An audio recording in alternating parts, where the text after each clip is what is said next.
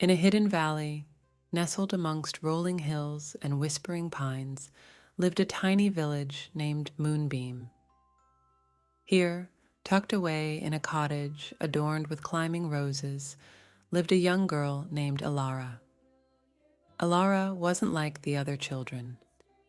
Instead of playing hide and seek and chasing butterflies, Elara preferred to spend her days curled up with dusty tomes, her nose buried in stories of faraway lands and mythical creatures. One starlit evening, as Elara delved into a tale of a curious firefly named Flicker, a gentle breeze stirred the pages. Suddenly, a tiny ball of shimmering light tumbled out, landing softly on the open book.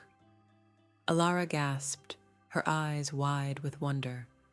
It was a miniature firefly, no bigger than her thumb, glowing with an ethereal light that seemed to pulsate with a secret message. Entranced, Elara carefully cupped the firefly in her hands. Its tiny body emanated warmth, filling the room with a comforting light. As she held it close, a voice, barely a whisper, reached her ears. "Help me," it murmured, the voice filled with urgency. Elara's heart leaped. She understood the firefly needed her help, but how? Suddenly, she remembered the story in her book. Flicker, the firefly, had lost his light while venturing too far from his home. He had to return by sunrise, or his light would vanish forever.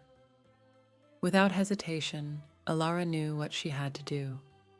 Packing a small bag with essentials, she slipped out into the night, the tiny firefly nestled safely in her pocket.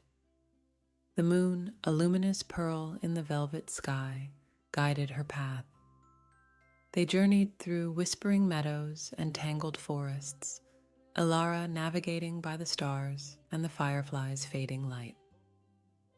They encountered friendly owls who hooted helpful directions, playful foxes who nibbled at Elara's cloak, and a wise old badger who offered words of encouragement. As the night deepened, the firefly's light grew fainter, its tiny body trembling with exhaustion. Elara knew time was running out. They were nearing a vast, shimmering lake, just as described in the book. Legend said fairies resided here, creatures of pure light who could restore anything lost.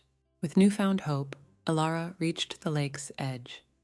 She cupped the firefly in her hands, whispering a plea for help. As if in response, the water shimmered, revealing a multitude of iridescent wings fluttering above the surface. Tiny figures, no bigger than butterflies, emerged, the fairies. Elara poured her heart out, explaining the firefly's plight. The fairies listened intently, their eyes shimmering with empathy. One fairy, older and wiser than the others, stepped forward. She gently touched the firefly, and a warm light pulsed from her hand, enveloping the tiny creature. Slowly, the firefly's light began to rekindle, growing brighter and brighter until it shone with renewed brilliance. The fairies giggled with joy, and the firefly buzzed excitedly, its light shimmering with gratitude. Elara's heart swelled with happiness. She thanked the fairies profusely, then gently released the firefly back into the night. With a final grateful buzz, the tiny creature soared towards the distant light emanating from a cluster of fireflies, its home. As dawn painted the horizon with golden hues, Elara made her way back to Moonbeam Village. Though exhausted, a sense of accomplishment filled her. She had not only helped a creature in need, but also experienced an adventure straight out of her beloved stories. From that day on, Elara's love for stories deepened. But now, she understood that sometimes the greatest stories weren't found in books, but in the kindness and courage she found within herself. And so, Elara continued her life in Moonbeam, her heart brimming with adventure, ready for whatever wonder the next day might bring.